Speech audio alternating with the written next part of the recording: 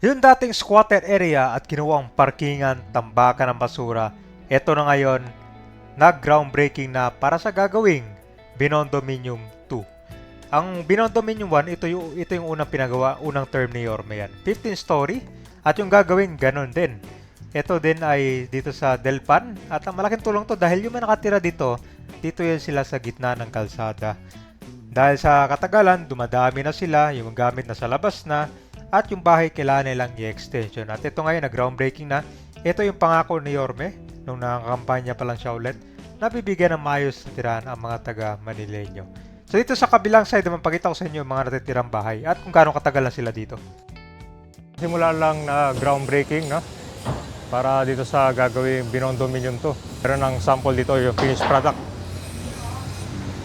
Tingnan natin sa kabila naman kung gaano kadami pa yung mga kailangan bigyan dito ng relocation.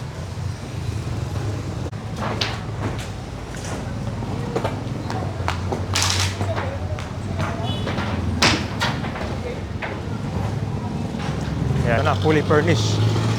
Living area, dining.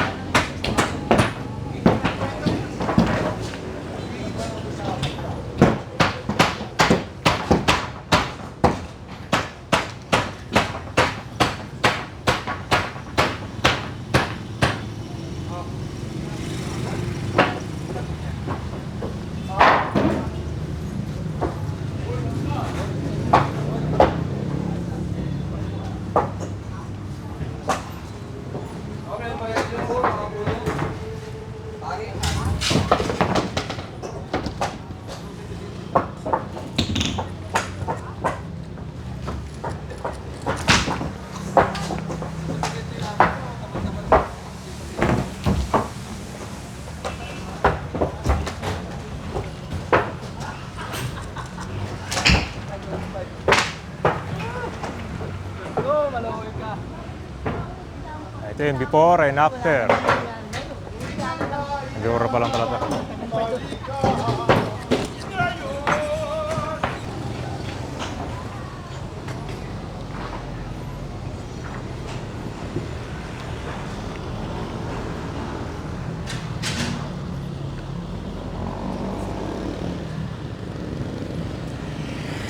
Ewan natin kung hanggang saan yung ano, pero mukhang malapad itong gagawin guys eh. Simula dito hanggang dyan.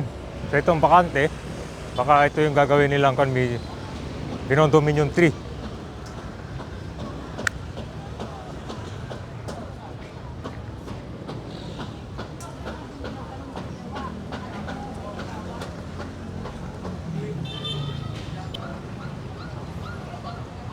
Sir, hanggang saan din yung construction, sir?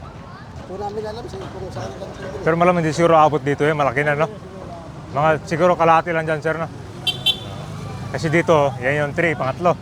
So ito nakabakod, dito yung kanilang barracks to, sir, temporary. Magiging barracks nila yan. Pero dito, sir, hindi gigibayin yung mga bahay dyan, hindi pa. Kung namin alam pa rin, baka next siguro, baka pangatlo. Siguro, sir, tapusin muna siguro yung bahay, no? Bago sila bigyan ng ano. Kaya nga ba, sa mga nagtatanong dito, relocation muna yan. Yan, kita mo yung guys, yan yung mga bahay dyan, no?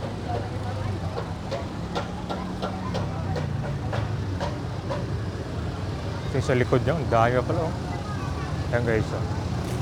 Ito yung siguro next batch, gigibayin. Ito yung mabibigyan ng unit dyan, no? Hindi, nagtitinda. Pero dito, di ba, wala kayong tubig? Wala, nagigib lang kami. Kuryente meron. Ang tubig lang ang mahirap. Tubig lang meron dito. Oo, hindi pwede kasi yung lagyan, di ba? Bakit daw? Kasi kulang sa requirements. Bakit sila Ha? tagal na po? Tagal na, no? Parang Pasiko yung bahay na eh. Ginagawa nilang hanggang third floor, no? Oo. Kasi nga kuya, hindi kasha. Oo. Fourth floor yata Kasi yun. lalo natin sa loob, kasi sa amin. Kasi sa loob, papasok. Doon kayo sila yung tulay? O, di yung mga anak ko. Oo. Ilang po kami, saludo. Pero okay maglala kung di mabigyan ngayon kasi hanggang 3 naman to eh. Ah, gantry po. 3 na. Kasi may 4 pa eh. May 4 pa. Oo. So, tapusin mo. Ako ni Mayor. Ang 4. 3 at saka 4. So, Tsaka 4. tapusin mo na dito bago gibayin yan, di ba? Ako dun po. Eh, mga ilang taon daw bago matapos? Pag natapos siguro ang binondominium to. Mga 1 year? Parang gano'n yan. Pero wala yung mayor dito. Yeah. Ayan, si nanay. Namin yung mayor namin. Ayun, no? Dahil nabibigay naman niya ang pangangailangan. Para mas maayos na eh, kasi pansin ko dito yung mga gamit nyo nasa labas. Talagang wala, masukit na po. Saka Saka yun, laging basa ang kali namin. pero hindi kayo binabaha dito. Hindi naman po. Oo, kasi parang, ano, parang bira iba. Kami rito parking eh. Ah, tapos may Pasig River, no? Hindi kay Tondo. Tondo sa kabila. Hindi, sa Nicolas po kami. Sa mapa kung titingnan nyo sa Nicolas Sa kami. Nicolas. Welpan, sa Nicolas, Manila. Okay, ayos, ayos. Pero may kanya-kanyang street po yan. Paano din yung mga wiring na eh? Kasama ba yan? Eh, yan po yung mga wifi, Dami. yung mga ano namin. Dito. Di ba? Maandap kami rito, mabilis kami rito. Mabilis. Nagkakaroon ng birya dito, hindi gamit ang kinukuha namin, kundi apoy. Apoy talaga. At saka pag may trabaho, ano ka, makabili ka kahit pa paano. Oo, dito kahit may kanin ka lang, ulam, saglit lang, 20 pesos, 10, makakakain ka na. Pastil na, yung pastil. Eh, doon sa ibang lugar, Wala. ano, mga kapitbahay ka pa para mangingi. Kain hangin. Tsaka maganda yung kung dito yung public school nyo, Almario na, Almario.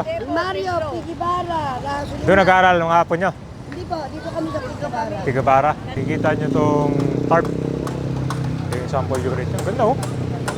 Ayun, talagang condo style talaga, hindi tinipid. 96 residential unit, 40 square meter bawat minute. Ayun, standard. Mga kwanto ito, mga starting family.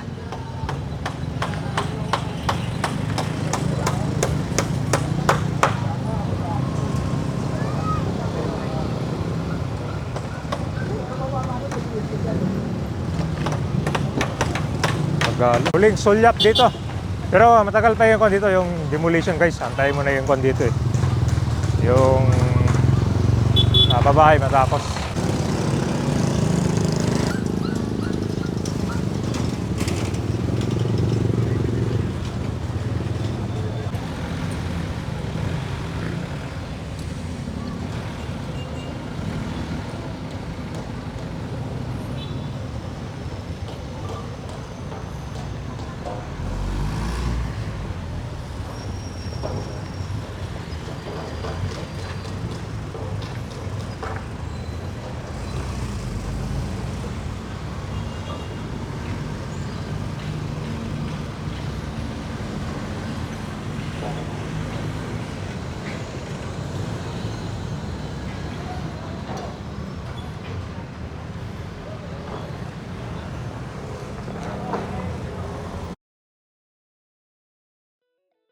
At yun po yung update natin dito sa gagawing Binondominium 2. At ito naman yung natitira papuntang Pasig River hanggang sa ilalim ng tulay. Marami pa yan. Pero tuwang-tuwa yung mga taga dito dahil mas maayos na kanilang tirahan. Matagal na to nilang pinangarap talaga na talaga maayos ng tirahan, hindi na dito sa kalsada. At ito, pwedeng lawakin na ulit ng kalsada kasi balik ulit sa 2 lanes bawat direction.